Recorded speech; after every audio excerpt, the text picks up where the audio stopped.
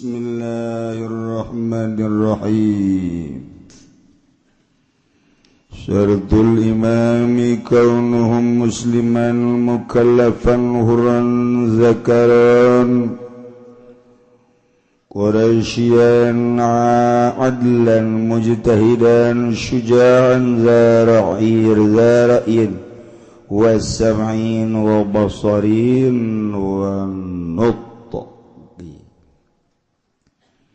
tawi syarat imamiku kaunuhu anana imamiku kang muslim tur kang mukallaf tur kang merdeka tur kang lanang tur kang bangsa Quraisy tur kang adil tur kang ahli ijtihad tur kang berani tur kang anduwene pemikiran lan pangrungu lan paningal lan pangucap. Syarat sahna jadi pamimpin ayat 10. Nomor kahiji kudu muslim sanajan di negara eta campur aduk lantaran hukum anu paling diakui tindakan nu paling ngeunaheun ialah tindakan-tindakan Islam. Maka tesa fala tasihu tauliyatu kafirin tesah ngajadikeun pamimpin seorang kafir. Cing hade baik pemimpin nomor hiji raja presiden tawa gubernur bupati camat ulah datang ka kafir doraka. Nomor kedua kudu mukallaf jelema lamun henteu mukallaf budak misalna edan misalna boro-boro dek mimpin urusan batur sadalah dirina ge urusan. Jadi kudu bener-bener nu mukallaf ulah budak ulah nu edan. Di urang memukalaf ngan bertingkah kos nu edan malah ngaedan-edan maneh. Itulah di negara urang perbaiki gerak ulah sampaikan ke urang adenge presiden urang gubernur urang bupati urang camat urang mabok hilang akal guer mukallaf atawa main poleca budak leutik panu main poleca atawa main langlayangan mobilan eta ngaranna budak leutik. Geus aya lurah camat anu bertingkah budak leutik mending di talian bae make dadung diseret ganti kudu mukallaf. Nomor katilu huron kudu merdeka eueuh di urang masalian merdeka kabeh merdeka. Nomor kaopat zakaron kudu wong lanang aja wong wedon ge sirama mengkonon. Wih ditumbas saking umroh ge den pilih wae wedon ge siama boloon aja ge iki anak kiai-kiai yang wis yen umrohakeun merene iku gemblong itu. Wis ya aja den tengok-tengok ya ana wonge iki. Sapa jenengane Kiai wis iku mah den rahasiakeun ge. Saya mengkonon ngedelenge maring kiwa wae ge aja ge antengan gak ono ge aing kasurupan Jawa Serang ye aja wong wedon ya dosa iku widi mengkonon serang ya wis yang wis mah wis bae ya dan isi barakan bae aing bener tentu teh si bahasa halo Kusir Kiai bisa bahasa Jawa santri di dieu tah aya urang Jawa kronjo ono mau kono serang ono ai peuting teh nya sok ngobrol ku aing didengekeun ai ge sok aja yang seuri guguran melumpat masih kadengen ku nyana aduh cak nya aing telok ngintip meureun maksudnya neulehan ge mana nu keur ngaji Quran mana nu keur wiridan didengekeun wih akeh mah yang ngobrol baca calaton bae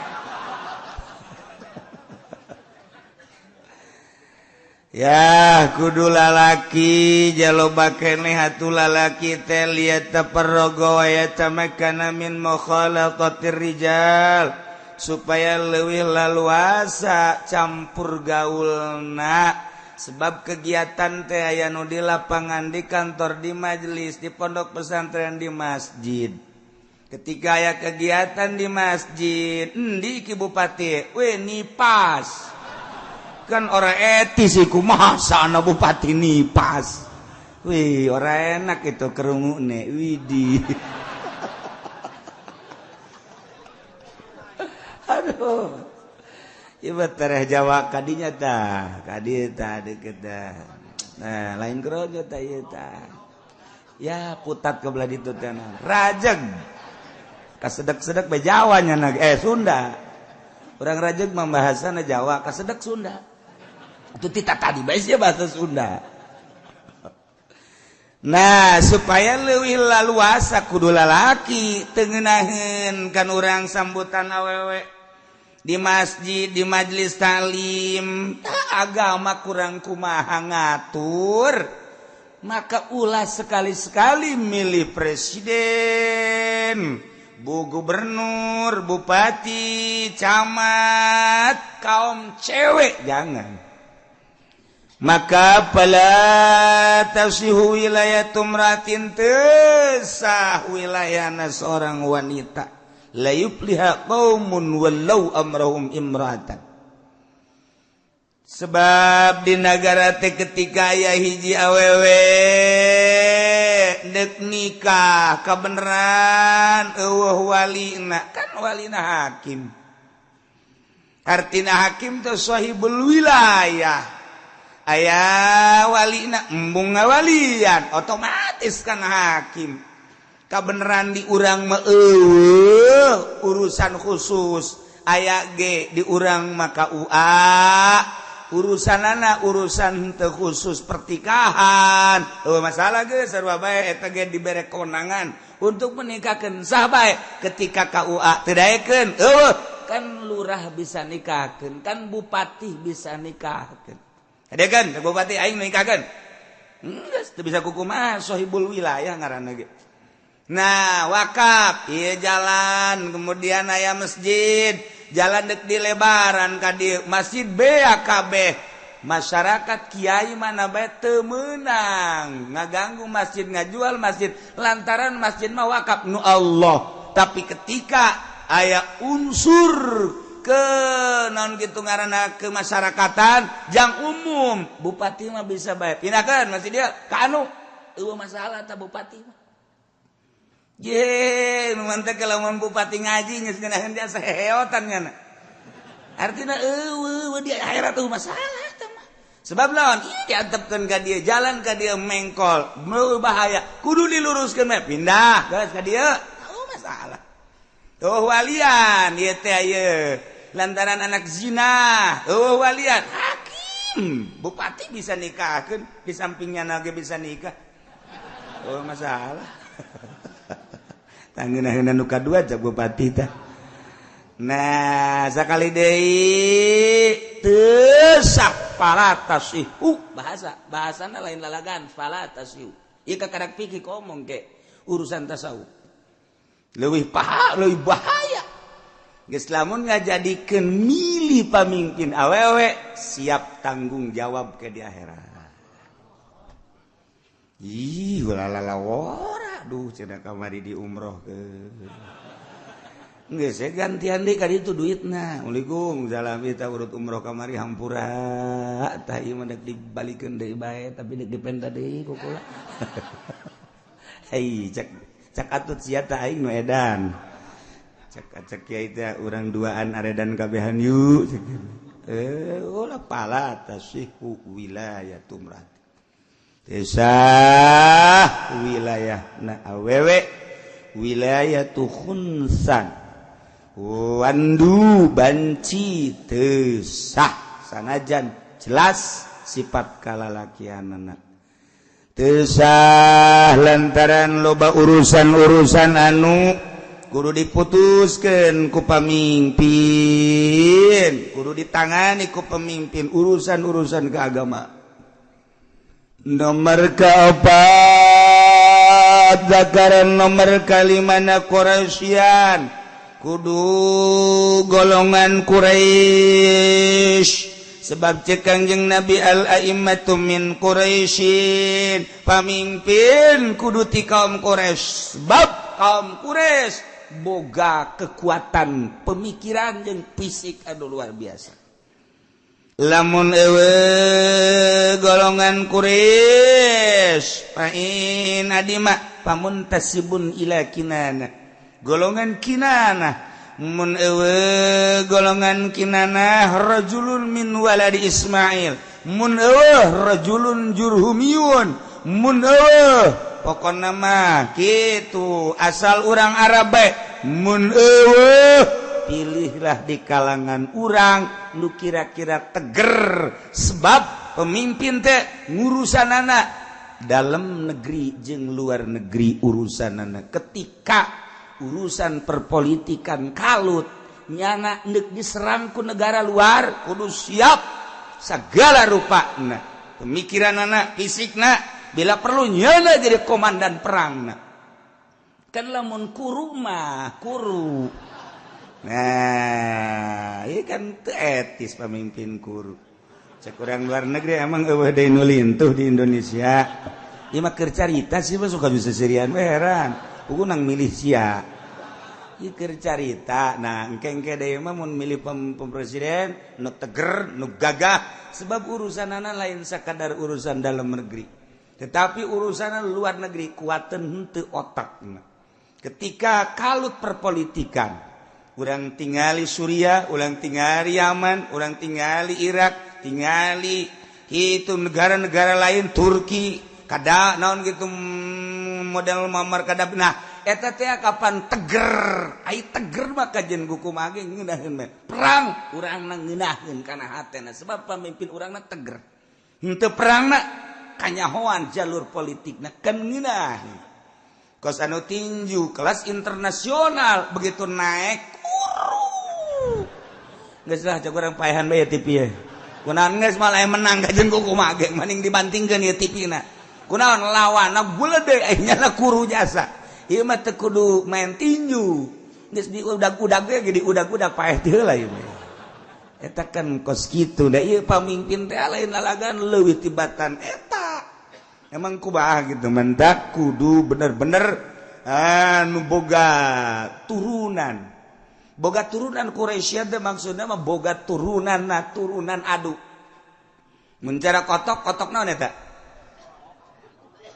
kotok naon leler jadi jangan mau geus dipacokan ge batur eureun macok kongkorongok sia cak kotok teh cak nu sejen kongkorongok bebek pacokan batur eureun macokanana tanggah deh kongkorongok goblok kongkorongok deui bae sakitu teh ujung-ujungna pan menang eta mantap kudu boga itu benang merah anu istimewa pemimpin sarua pemimpin agama ge lamun turunan bangun teu meunang kadatangan ku partai haju ngagelok bae teu meunang kadatangan ku organisasi haju bae eta teh kurang mendukung jati dirina benang merah matak jelema nu boga benang merah turunan namun turunan naon garang-garana jawara kadituna sok ngajawara bae wajen kukumaha ge aya bae tah ngajawara eta Habib kajen tin bari mabok dakwah bae nya mah Habib keur mabok ge dakwah bae nya mah sebab turunanana nee lamun turunan mimpin kadituna eta naon kitu ngaranna aya talenta kepemimpinan tanu mantak ieu Quraisyan teh maksudna boga talenta aya turunannya lantaran di urang mah bangsa keturunan model Quraisy Kinana Jurhum dan lain sebagainya geus bae teangan jalur anu teger jang memimpin sebuah negara baik Imamul Azam nomor 1 atau gubernur bupati deuleu urat-uratna ulah sambarangan kadeun hebat tapi teu boga urat moal beres kadeun kukumat tetep kudu nu boga urat kepemimpinan. Nomor kagenep adlan kudu nu adil lantaran lamun teu adil mah engke rakyat reaksi. Yang ali lamun aya 2, 3, 4, 5 calon presiden mana nu pang adilna ternyata hese eueuh nu adil. Wa idza ta'azzaratil adalah fil a'immah wal hukam qadamna agallahum fisqan urang deuleu nu paling minim pasekna bae lamun nu adil nu paling rada saeutik pasekna si ieu calon bupati atau calon presiden korupsina teh ieu mah 1 triliun neangan anu 1 triliun bae kitu-kitu keneh tah mah tuh ieu mah 1 triliun neangan asa miliar gitu rada deureus bae pasekna rada deureus tah eta kos kitu tah si ieu mah lamun main sodok ti isuk datang ka magrib tah neangan datang ka lohor bae dan itu mah rada deureus anu sok lohor geussan tah anu kos kitu tah atuh hese jasa kuari mah neangan nu adil mah hese ngan nu rada deureus bae nu rada deureus pilih kurang kengke deui sing hade lamun urang calon presiden maksudna deuk menang deuk eleh eta mah urusanna sabodo tapi urang teu kadorakaan ka di akhirat boga dalil urang kunaon sia mantek milih eta anu kunaon sia mantek milih eta anu kunaon sia mantek milih eta ye engke di akhirat kan ditanya di akhirat ditanya kunaon sia milih si eta si kuru si blusukan kunaon eta ketemu bakal ditanya emang kumaha gitu ya, jadi orang ke di hadapan Allah bakal ditanya kam milih calon presiden, calon gubernur, calon bupati, engke orang bakal ditanya. Si hade Pandeglang bakal calon bupati Serang, calon di urang merada angel kene lanan bangsa 3 tahunan deui. Gubernur mah meureun tereh, nah ieu sing hade besi aya cewek urusan batur sabodo nu penting urang ke di akhirat besi ditanya ku Allah urang ulah datang ka ngajungkel ka jahanam ku gara-gara urang milih cewek gara-gara milih nu teu adil sabiwan nomor ke-7 kudu mujtahidan jelema ahli ijtihad berarti pinter aliman mujtahidan supaya nyana nyawan kana hukum-hukum jeung urusan manusia ketika aya nu patali jeung hukumnya nage geus boga pemikiran sorangan sebab pinter tanpa menta pemikiran-pemikiran kanu sejen walaupun nyana menta pemikiran tapi nyana hanya untuk mempersamakan atau jang nyoba doang kumaha ieu coba bawahan aing nyana geus boga aturan sorangan nurutkeun cek Al-Qur'anul Karim, nurutkeun cek hadis Kanjeng Nabi, kaul ulama. Jadi bener-bener anyana teh boga wawasan urusan keagamaan. Ngeunaheun kena nu patali jeung politiknya geus boga wawasan, patali jeung perekonomiannya geus boga pemikiran, nu patali jeung budaya nyana teh geus boga aturan. Iya, aturan ieu mah kos kieu mah teu bagus diterapkeun di Indonesia. Nyana ijtihad kumaha baikna di Indonesia. Sebab orang kan teu ngeunaheun ngadengena lamun gubernur Jakarta melegalkan minuman sanajan aya kafir jeung nyana berdasarkan demokrasi deuleu ka sisi kagigir lantaran mayoritas Islam. Ieu kan mengundang tah ulah datang ka kos kitu. Gubernur teh nu kudu boga ijtihad aliman mujtahidan supaya ngeunaheun ka muslim, ngeunaheun ka kafir kumaha coba. Tah kos kitulah milih pemimpin geus puguh tama kafir salah. Ulah eta nu milih kafir di akhirat engke bakal ditanya. Teu kudu aliman mujtahidan.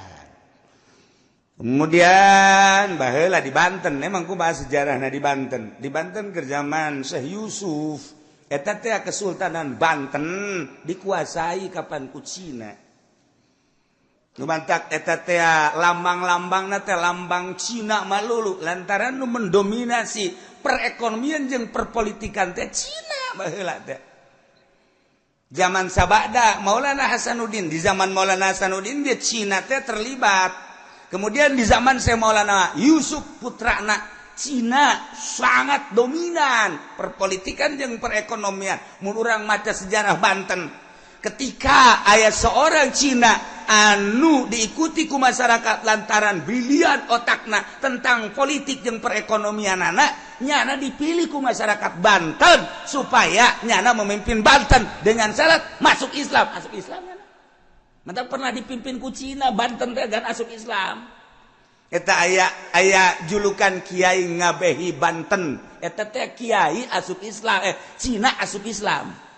Mantap begitu maot musyawarah kabeh di mana dimakamkeunana ieu lantaran nyana geus membawa keistimewaan Banten. Kaistimewaanna di antara naon? Hubungan jeung Perancis, hubungan jeung Inggris, hubungan jeung Belanda. Perekonomian Banten teh sangat istimewa lantaran di dinya teh loba hasil bumi di antarana pala, kemudian kayu, kemudian kalapa. Eta teh anu diekspor ieu ka Perancis, tu diekspor ka Inggris, ka Belanda, ka Amerika. Banten teh luar biasa gara-gara aya kiai ti Cina asup Islam.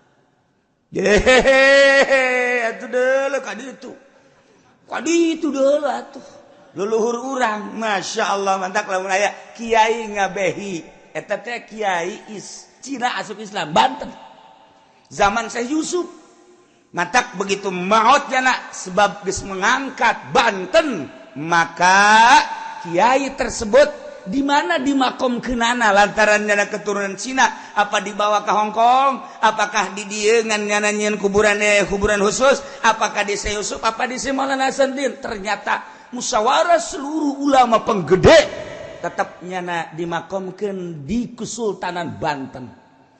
Dimakomkeun di Kesultanan Banten ieu teh Syekh Maulana Hasanuddin. Nah, ieu kabelah dia keluar, tah ieu tadi dia tah. Ya Allah, ya Rabbi, istimewa Cina emang tiba heula ge. Nya mah ngabogaan otak ngan dituntut pimpin kami ku maneh sebab maneh hebat bisa kitu ekspor impor lancar. Eta teh ti Karangantu terus kapal-kapal gede datang. Nah, dengan syarat asup Islam, hidayah datang asup Islam. Ulah salah tak asup Islam mah tah nyana anu membawa gitu bendera Banten. Mantap kurang lamun ke Belanda, tinggal di perpustakaan Belanda baca tentang Banten. Banten teh lebih terkenal daripada Indonesia. Di perpustakaan Belanda. Coba ke itu. Suka aja macam-macam. Eta urang lamun cerita Banten teh kos gitu. Lamun urang nyaritakeun tentang jagur. Teh jagur teh menang ti mana?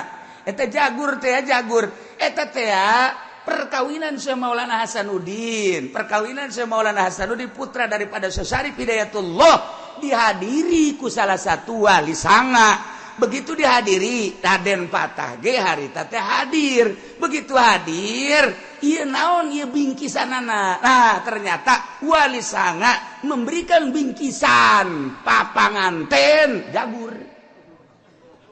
Bom teh bom. Tuh nyama eta bingkisanana bom. Masih malah Hasanuddin. Lamun hayang nyawa sakalana si jagur teh eta di hareupeun Banten teh di hareupeun masjid. Eta banda ya tilu ngaranna ge. Tilu tadi ngaranna kan urang terkenal dengan si jagur. Aya bintangan 9 di hareupna. Bintang mun kurang dideuleuh. Sok geura deuleuh ge kuari ke perpustakaan. Itu dideuleuh ku urang. Nah, ya bintangan 9 bintangna. Tadi 7 besi saliru jeung bintang 7.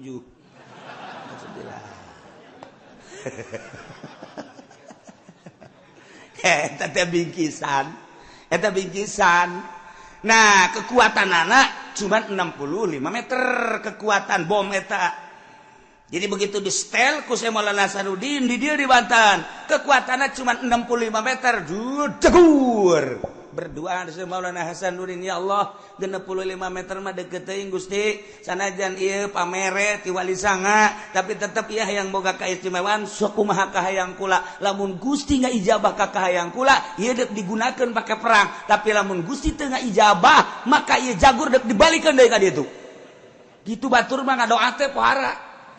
Langsung ti Gusti Allah, geura coba kumaneh atuh aing mere jeung ijabah ka sia. Hei Maulana, hei Hasanuddin, dicoba kunyana. Coba cek nyala 300 meter. Tuh 300 meter. Coba 500 meter. Tuh 500 meter. Coba cek nyala 1 kilo. Tuh. Coba cek nyala sakahayang sia. Eta wali, batak lamun urang carita Banten mejeuna urang carita kawalian ge. Emang kumaha kitu? Ti ditu nama ngan saukur 65. Nu mantak ketika Belanda datang ke Indonesia nyengsirikeun dipake jagur, kekuatannya 65 cek ngana ieu. Tidak ada. Jadi lamun urang 100 meter cek tidak terjangkau. Begitu dicoba Belanda ya 100 meter, coba jagur parah ya. Cek Belanda kok bawa beda cek janada. Coba jalan orang setengah kilo aman cek orang si jagur moal naon setele datang deh. Wah ieu mah lain sajagur dah cek Belanda nu mantak diteundeun di hareup eta teh lain lalagan eta bingkisan pertikahan. Urang mah bingkisan pertikahan teh kelas elit kunci mobil. Bawa mobil batur mah kelas rada handap ka belah dieuna, setelan belah dieuna ka belah dieuna segala kipas angin. Pas Haji Pendi mah sempak jerona. Teh beres penghinaan teh mah sebenarnya. Nah, eta urang keur carita si jagur Banten. Huluhanganan eta teh bingkisan pertikahan Syekh Maulana Hasanuddin. Sebab pamajikan anak keturunan wali sanga. Lain lalagan si jagur teh ngadoa Syekh Maulana Hasanuddin seluruh pekakas nu aya di Banten ieu tumbak teh kahiji kadua katilu kaopat seluruhna aya 9 tumbak ngaran-ngaranna aya pemberian-pemberianan geus dijelaskeun jeung nu nyekalna teu meunang sambarangan sakumaha kudu diatur ku Syekh Maulana Hasanuddin.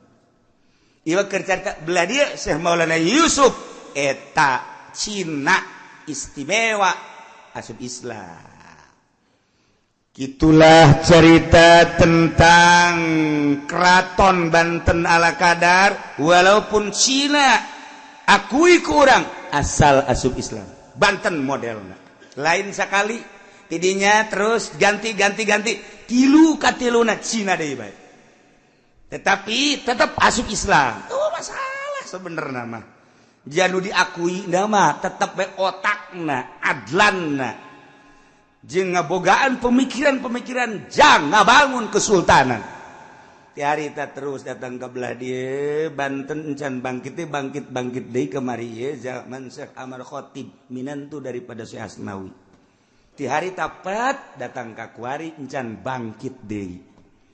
Datang ka kuari encan sultan nu araraya. Ieu teh sultan barariasa bae. Sebab naon? Henteu pernah neuleuh secara gaibna nu dideuleuh hanya kesultanan kerajaan zahirna bae. Padahal batinna kudu kumaha. Kitulah cerita tentang kepemimpinan. Ieu ge mujtahidan sujaan kudu anu gagah ulah anu beleye mengpelehe terasa kurang boga pamimpin ngomong teu jelas awak mengpelehe boro-boro dek diperangkeun atuh ieu mah balak lumpat biasana ngajengkang ti heula kudu sujaan syaja'ah quwatul qalbi indal basi kuat gagah teh kekuatan hati dina nalika kalut. Ketika kalut lain lompat. Tetapi nyana bisa memecahkan permasalahan. Eta ngaranna gagah. Kos urang sapuluhan dek lempang. Kemudian lewat kuburan. Kudu aya salah saja pamimpin cak pamimpin. Tenang. Sia di sisi ieu, sia di sisi ieu, sia di hareup, sia di tukang, aing di tengah. Gagah kan ngaranna orang jero nama borangan. Okos lu gagah bae. Belah dia sia. Belah dia sia. Sia di dieu. Sia di dieu. Lempang bareng teu beunang aya nu lumpat. Pokona tenang. Salila aing di tengah, aing berani. Okos lu heuh, okos heueuh eta okos heueuh. Orenganan di jero nama lu gancang-gancang. Lu gancang teuing. Mang kono eta beunang. Bas ilu lompat. Pemimpin tetap bagus. Begitu berak, lompat kawehan. Tetap bagus. Udah lompat. Daun saya lompat. Pemimpin mah tegar. Dos ya lompat. Aing mau moal. Moal aing mah kajian kok. Eta ngaranna gagah. Begitu batur lah lompat. Nyana mah henteu. Tungguan saja mau paeh orang. Tahu urang teu resepan boga babaturan. Urang ge lamun boga babaturan teh model naon besok aya beta nu gagah jeung bisa mecahkeun resep. Urang ngabangun masjid, urang ngabangun majelis, urang ngabangun kitu penataan lembur. Eta sok aya bae tah di kepemudaan, di kemasyarakatan, sok aya bae nu bisa mecahkeun ngeunaheun kana hate. Aya si eta teh hirup perasaan teh, tah eta teh pamimpin suja ngaran. Ketika dak boga hutang, kumaha cenah ya boga hutang? Sia tuh hutang bae tenang bae sih. Hutang mah tuh jadi nyieun urang. Atuh kalem bae, engke ge kabahaya insyaallah. Pokona asal di dinya daek ngajual sawah kabayar. Aja teh kan ngeunaheun da kana hatena. Tinggal sia teh oge nya, aing asa golok bae nya. Jadi kira urang lamun lempang di nu poe kana aya anu gagah mah. Tenang. Oleh sinsen, mun aya anjing, atuh sapira anjing nyana-nyana urang-urang sih. Deui ngeunaheun kana hatena urang. Itu beusi aya ririwa. Tilok anu paeh ku ririwa. Tilok aya palingnya pingsan ulah salah geus. Ngeunaheun kana hatena. Ieu mah lamun Pak Kiai, urang lewat kuburan. Jadi kumaha mangkana dirinya sok aya ji. Kumahanya, kumaha tah menurut Pak Kiai? Ngendong bayu. Ada tak kiai yang peleh eta kos kitu mah. Geus ulah dijadikan pamimpin tah kiai kos kitu mah. Nya sama bangsa ngendong bae kitu lah tah leutik ku awanen tah. Nyalian tah kiai kos kitu. Kiai, urang lewat dieu, di ditu sok aya garong, garongna manggaring marawa golok sok pestol. Ji. Kumahanya urang hayang hirup keneh kan. Urang balik maningan ulah balik lah penting ieu lah, teu bagus kiai. Teu bagus. Kiai itu sok aya garong mangganing aya golok apa. Ya. Mama geus wiridan hizib ti leuletik. Pokona mah lain jang mama bae. Setiap nu bareng jeung mama mun ranteng di mama ayo. Hayang nyau garongna sagade kumaha sih. Pokona urang mun paeh babarengan nya. Sia ajak nu milu teh. Tetep mama ya karate geus asak. Silat geus mama mah hiber lamun silat teh mama. Cimande atuh mama di Bogor dagang salak sabaraha taun.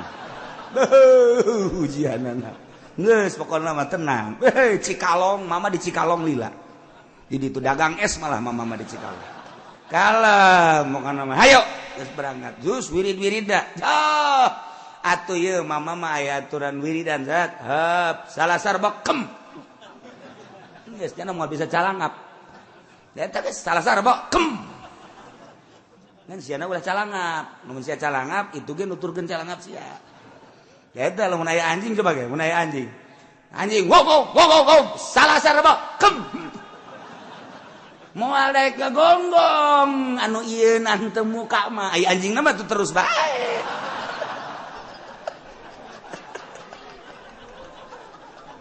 Aduh. Eta kolot bisaan kolot. Eta cek abas ya lamun aya anjing ngagogok geus bae salasa rebokem geus ya ulah muka. Pokona mah moal ngagogok kajen kumaha ge. Bener urang mah nu moal ngagogok. Aya anjingna mah tuh terus bae. Ngan make wirid heula. Atuh aya babacaana. Naon cenah babacaana? A'udzubillahi minasyaitonir rajim. Bismillahirrahmanirrahim. Qala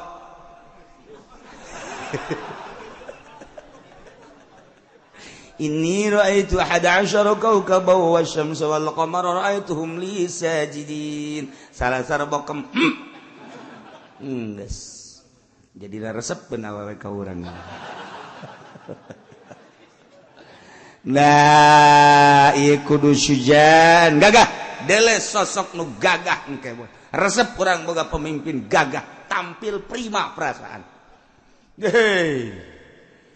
Kemudian nomor ke-9 nazaroin ngabogaan pemikiran nu cemerlang yane yubdi ila siyasatir ra'ya wa tadbiril masalih dunyawiyah bisa utar atur dina politik jang kemakmuran rakyat jeung ngurus tentang kemaslahatan urusan dunia nyana cemerlang dalam mensiasati kemakmuran jang rakyat ketika rakyat teu boga kitu pausahaan nyana bisa menciptakan lapangan usaha ketika masyarakat ieu kesulitan bertani nyana bisa membuka lahan pertanian ketika kesulitan tentang kitu kemiskinan nyana bisa membuka tentang kitu menghilangkan kemiskinan.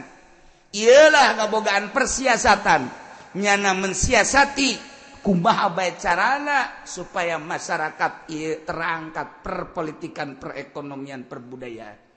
Kitu kene urusan-urusan pembangunan dan lain sebagainya. Sok ditenden ku nyana menteri perekonomian anu citu, tenden ku nyana di samping nyana nu kudu boga wawasan ke arah seluruhna. Jadi lamun aya menterina nu salah nyana nu kudu negor pang ti heulaana sebab nyana pemimpinna.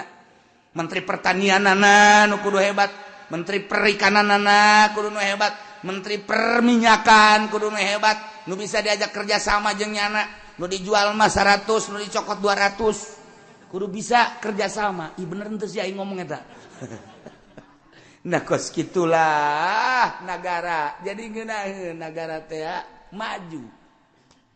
Ninaheun ulah ngadagoan masyarakat lapor ka DPR lapor aya naon ye jalan di Pelakan Cau ulah datang ka kos kitu coba hayang nyaho duit ambalayah jasa coba sok laporan aya kemacetan di itu ulah datang ka demo ka DPR memecahkeun lagi geus teu barerecus wari mah coba atuh jakabehan ge nyanaho ieu kumaha ieu cara mengenangani kemacetan bila perlu di jalur atau 2 jalan teh lamun masih kena 2 masih kena hese kena bae macet kena bae di tahap kurang teh jadi aya tahap hiji tahap 2 jalan teh kos imah bae kos gitu jadi kurang teh itu disusun jalan handap ieu jalur jalan truk ieu paranti mobil angkot ieu paranti kos itu jadi kula malah menjadi bupati bisa sih bener lain sombong aing bener saya mau bangun yang serikeun ka aing.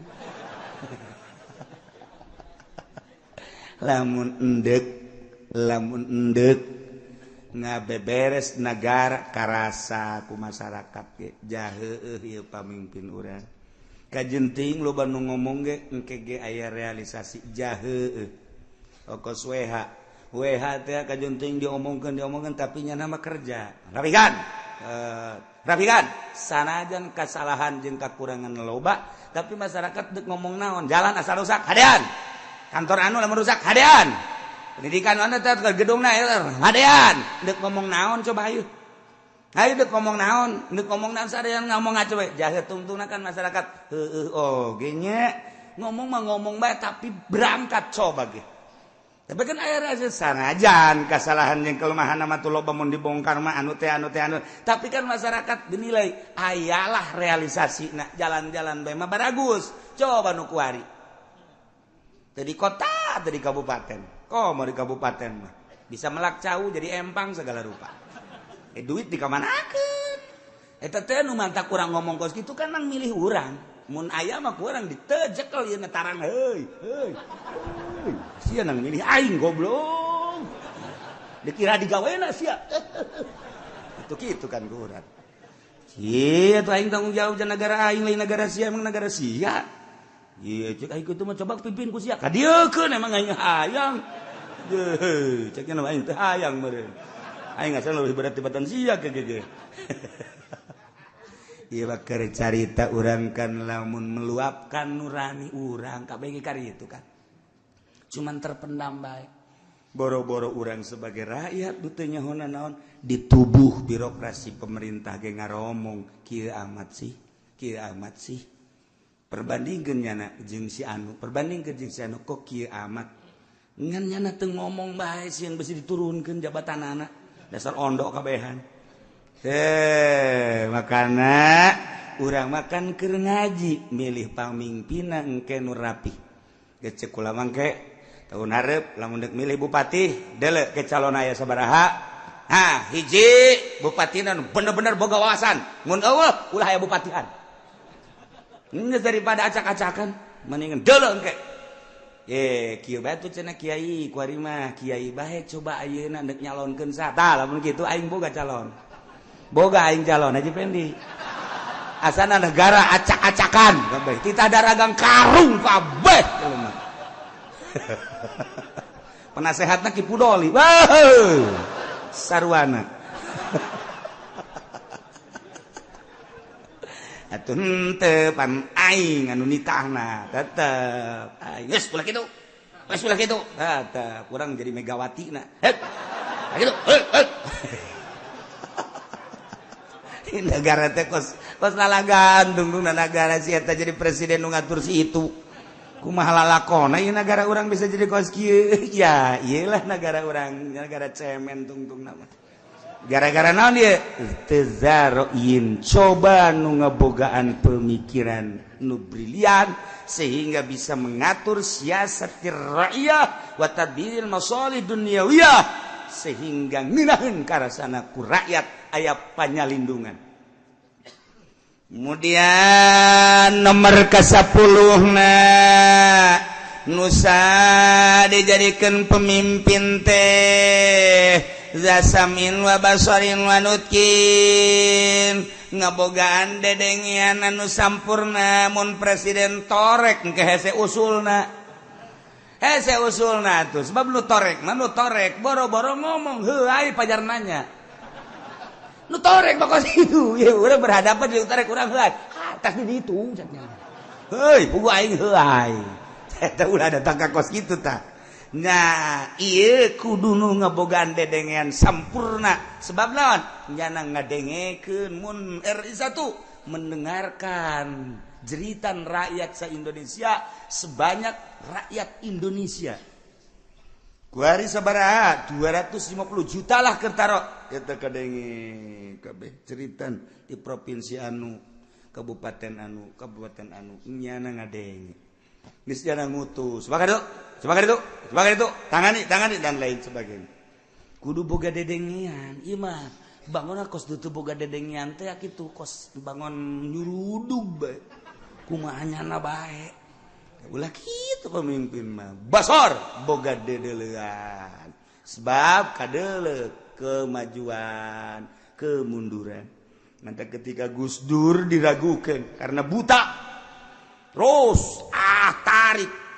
tarik ulur antara boleh dan tidak dari seluruh partai. Begitu Gus Dur dicek ke dokter, ya, kalau memang Gus Dur buta, tidak boleh jadi pemimpin di Indonesia. Oke. Dokternya teh kira-kira anu ngecek mata Gus Dur lain dokter Indonesia, dokter di Amerika. Dicek. Begitu dicek ke dokter, ternyata neuleuh Gus Dur. Cek dokter tidak buta. Ya udah cek dokter, cek Gus Dur kalau tidak buta ya enggak apa-apa. Padahal aslinya kan buta. Eta wallahu alam kumaha eta. Mata kabeh kan bingung kan, tarik ulur kan, sebab Gus Dur itu buta. Masa pemimpin kita buta? Akhirnya dicek kan, kalau memang buta, saya jangan jadi presiden. Cek pakai dokter Indonesia, cek. Nggak sulah pakai Indonesia, sebab dianggapnya kerjasama Indonesia. Luar negeri, Amerika. Langsung di Amerika, dicek mata Gus Dur. Cek dokter Amerika, tidak buta. Dia melihat, cek Gus Dur ya gak apa-apa. Saya apa dia sih yang blond ceknya. Dan gitu kan cek Gus Dur. Dia itu kekawasan Allah, wallahu alam. Nggak kumaha meureun. Beres dinyatakan oleh dokter dari Amerika bahwa Gus Dur itu tidak buta. Ya udah kalau nggak buta, berarti sah kan? Iya, wayah lempang dituntun. Udah di bere lucu bae zaman Gus Dur mah. Datang ke Amin Rais ge gideg. Amin Rais puyeng, Amin Rais kan ngaulahkeun teh Amin Rais jadi presidenna. Gus Dur teh ulah tiada sebab buta. Konsul sama dokter coba. Dokter udah diteangkeun deui ulah eta dokter cek Amin Rais. Untuk cek ulang dokter di Jerman. Coba dokter di Jerman cek ulang. Pakai alat. Begitu pakai alat bagaimana dok? Normal. Cek Amin Rais isi dokter bloon kabeh. Hasilnya normal. Tilu dokter luar negeri. Guys jadi dalam negeri mah aja aya adina kene Umar Wahid pandeta teh adina dianggap henteu sah tah mah lamun make dokter pribadi mah. Guys, pokoknya dokter luar negeri, dokter Amerika, dokter Jerman, dokter di Singapura menyatakan Gus Dur tidak buta. Lempang tuntun. Wallahu a'lam. Eta urusan Gus Dur atuh ngaranna gabun awas. Teu nyaho aja urang begitu nyana ka ditu kalir boyo. Ulah kan di ditu aya. Langsung nyana isuk-isuk turun di kapal terus pidato. Begitu pidato anu kulah yang seri. Coba lihat katanya di halaman 2 Kompas halaman sekian. Saya baca tadi di Kompas, nyana bisa maca di mana? Ulah seserian bae eta si Gus Dur kumaha sih? Kayak kededegekeun we. Nu sebenarnya buta apa henteu teu wallahu a'lam. Kos kitulah ahli-ahli Allah. Ya Allah ya Rabb. Mantap kula sok inget ka eta teh eta. Aya jelema nu kamari didongengkeun teh nu diangkat jadi wali. Begitu kawin jeung hiji awewe pas magrib isya awewena ternyata bopeng. Bulede bopengna. Gede bopengna begitu mah gede cenah bopeng lain setik-setik sakumaha tai dipacokan ku kotok we gitu. Bopengna poharang. Aja kumaha nyana itu biasa bae. Nganti harita nyana bebeja ka pamajikanna hampura nengnya kunaon kakak mah kurang deuleu. Oh kurang deuleu. Jadi hampura kakak mah kurang deuleu. Oh eta kitu ana. Geus biasa sare mah sare. Bae kitu lamun pamajikanna biasa nyana maca Quran maca kitab. Mun aya pamajikanna bae tipe-tipe deuleu. Terus salila hirup nyana teu nembongkeun mata deuleu sebab nyana ngaragangan pamajikan bisi pamajikan tersinggung mun nyana deuleu bahwa pipina bopeng. Geus nyana teh atuh pamajikanna pede bae di hareupeun salaki. Ye ai kitu aing teu kadeuleuan cenah bopeng ge. Geus pede bae di hareupeun salaki teh. Wow bertingkah sangeunahna nyana. Atina sangeunah teh laluasa lah sebab salaki teu neuleuh. Geus sanajan teu wakeum kedak ge biasa bae. Lah teu laki teu neuleuh ieu. Eta kumaha eta? Selama rumah tangga nyana datang ka maot, horeng diangkat jadi wali kulantaran nyana nutupan ka isin pamajikan. Teu kudu di masjid bae jadi wali mah. Tah, urang pamajikan bopeng teu kadeuleu ja ku kakak mah. Asa herang bae sebenarnya mah. Tah, eta kos kitu. ngan bener-bener kitu nate nutupan supaya pemajikan bungaheun bae lillahi ta'ala. Ieu mah aya di hareupeun pemajikan kitu aya di tukang nyandung. Beres sama kos kitu mah oplo atuh. Ya henteu ditawaran ge ku pemajikan kakak yang nyandung teu. Lah kakak mah hiji ge cukup bae jasa kieu geulis padahal bopeng. Jika emang begitu kula kadeleun teu atuh remeng-remeng jangan teh. Tepati kadele asli enggak gitu. Oh bener tak kak? Bener iya cedan wae di dia kadeleun teu. Henteu kadeleun herang bae. Herang bae mah cedak kabeh meureun. Tanyana nutupan ka izin pemajikan sehingga diangkat jadi wali Allah Subhanahu wa taala. Masya Allah karim. Kudu ngabogaan pangdeuleu jeung pangucap bisa ngomong. Ulah presiden teu bisa ngomong, ulah gubernur teu bisa ngomong. Ulah bupati teu bisa ngomong, nu capetang ngomongna jangan bentangkeun tentang kemajuan jeung kemunduran negara terhadap rakyatna. Untuk menjelaskan tentang cara menaikkan kitu memakmurkan negara demi untuk kemakmuran rakyat kudu ngomongnya. Kiki dalilna nu mata kiki, dalilna nu mata kiki, dalilna nu mata kiki. Nah eta lah. Kos kitu kuduna. Presiden Mesir, presiden Jepang jeung presiden Indonesia nyana ngobrol bae ti luar prak diondang tah presiden Indonesia jeung presiden naon kitu ngaran Mesir ka Jepang presiden Jepang imahna luar biasa susurian di tingkat 2 aja. Masya Allah luar biasa. Begitu seri ngomong, bikin rumah, begini. Seharusnya jembatan sono itu sampai ke sono. Tetapi saya potong dulu dah pakai ngebangun rumah ini. Jadi alhamdulillah berkat jembatan dipotong dulu oleh saya bisa ngebangun rumah. Iya bagus. Luar biasa. Guys, kunjungan ke Mesir. Begitu kunjungan ke Mesir, gimana gede deh. Sarua jeung tadi, alhamdulillah saya pun seharusnya gedung yang ono itu tuh dibangun 30 tingkat, saya rampingkan dulu 15 tingkat pakai ngebangun rumah ini dulu. Oh iya. Bagus. Pas ke Indonesia. Imam presiden Indonesia pohara ngomongnya nah. Ini rumah gede amat, seharusnya jembatan ada tidak ada ceknya nah. Pakai ngebangun ini dulu. Parah Indonesia mah. Mesir orang rada deres. Jepang rasa setengah-setengah. Indonesia mah kakarak rencana doang terjadi. Pakai ngebangun imah baik. Sial tadi Indonesia. Masya Allah. Jadi rencana kalut balulu coba di Tangerang. Rencana terjadi. Rencana terjadi. Jadi kos kitu teteh anekdotna teh. Eta teh lain angkula anekdot kos kitu besi pajaran angkula. Eta teh anekdot cek orang luar negeri kos seperti kos kitu. Kula di mana sih bisa? Wah, cuma teman nang kiai eta ai beneran pajaran nang ingat sabodo teu gitu. Ya Allah, rencana sejuta rencana teu pernah terjadi di Indonesia sebab eta teh kos kitu daripada dibangun jang rakyat meninjang imah sorangan.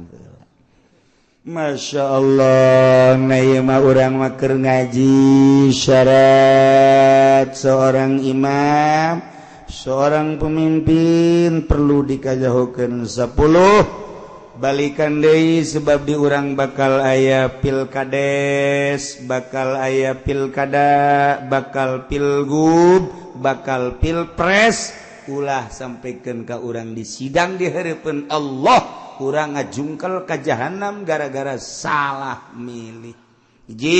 Kudu nu muslim kafir ulah dipilih. Bejakeun ke seluruh babaturan urang kawau urang. Besi urang kadorakan. 2 kudu mukallaf. Ulah nu edan jeung ulah budak leutik. 3 huron nu merdeka ulah abid. 4 jakaron ulah cewek kudu lalaki. Nomor 5 kudu bangsa Quraisy yakni ngabogaan tereuh kepemimpinan turunan. Nomor 6 kudu adil, nomor ke-7 kudu pinter aliman mujtahid, nomor ke-8 kudu sujaan gagah, nomor ke-9 kudu zarain ngabogaan wawasan tentang memajukan bangsa jeung negara, nomor ke-10 pangdengina normal, pangdelena normal, pangucapna normal. Wacan akidul ibadah wallahu a'lam.